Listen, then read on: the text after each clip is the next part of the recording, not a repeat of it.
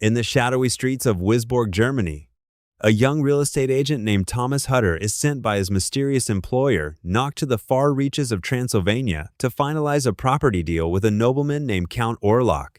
Hutter kisses his beloved wife Ellen goodbye and sets off on the long journey. But as he approaches the Count's castle, the locals grow pale with fear at the mere mention of Orlok's name.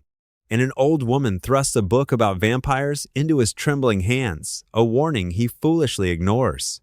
That night, a ghostly carriage whisks him through dark forests to a crumbling castle where Count Orlok greets him, a tall, skeletal, rat-faced creature with long, claw-like fingers, sunken eyes, and a silence more terrifying than any scream.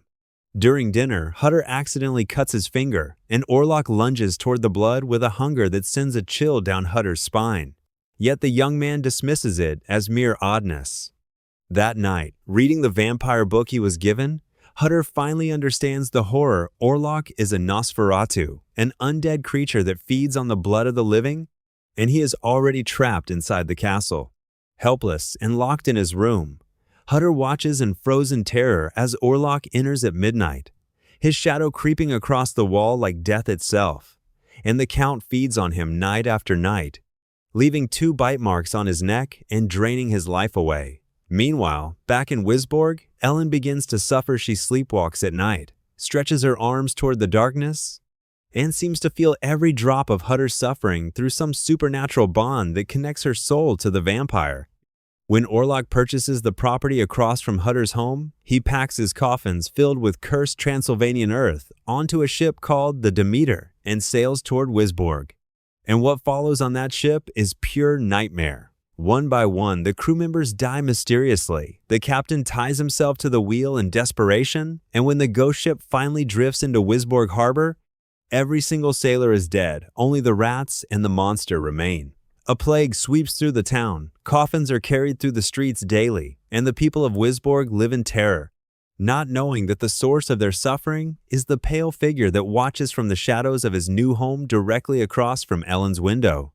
Hutter, who had escaped the castle by jumping from a window and is slowly recovering, races home to reunite with Ellen. But she has been reading the vampire book herself and has discovered the only way to destroy a Nosferatu, a woman pure of heart, must willingly keep the vampire at her side until the cock crows at dawn, for sunlight is the creature's one true weakness. With heartbreaking courage, Ellen opens her window and invites Orlok inside, and the monster, consumed by his obsession with her, feeds on her through the long, terrible night, so lost in his dark hunger that he does not notice the sky beginning to lighten outside.